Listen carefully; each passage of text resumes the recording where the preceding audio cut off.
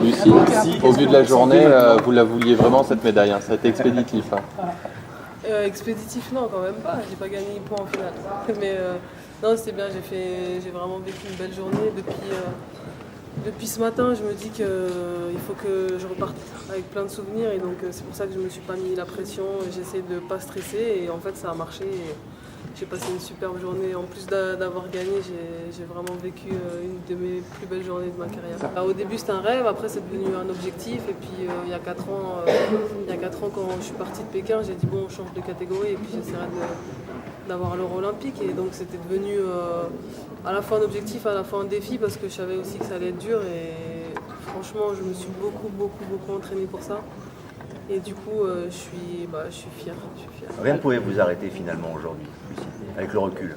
Franchement, ouais. J'étais vraiment motivée.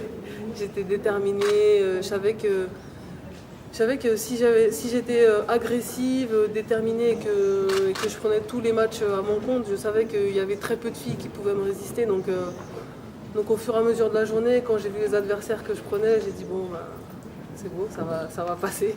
Surtout le hippon en 9 secondes, ça vous a galvanisé? Ouais, surtout que la colombienne, c'était la seule fille qui m'avait fait tomber il y a quelques années. Et donc j'avais une appréhension de la rencontrer parce qu'on ne s'était pas rencontrés depuis 3 ans. Et c'était la seule fille vraiment que j'avais bien étudiée en vidéo et que j'avais un peu peur de rencontrer. Et donc je m'étais mis vraiment en mode guerrière sur elle. Et quand j'ai vu que ça durait 9 secondes, j'ai dit non, voilà, c'est bon, c'est pour moi, c'est sûr. À la fin du combat, quand vous êtes allongé, vous dites quoi là?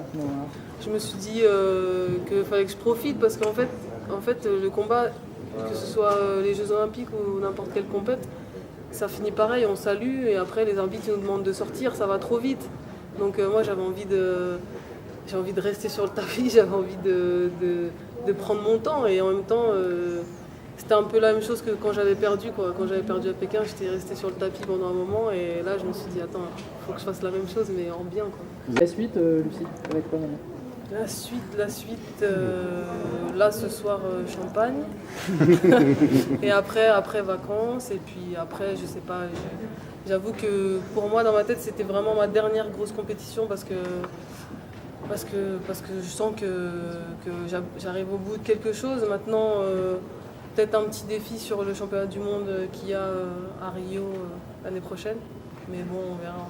Un petit défi. Lucie, vous avez conscience d'incarner le beau judo? Oui, en effet. Restez micro.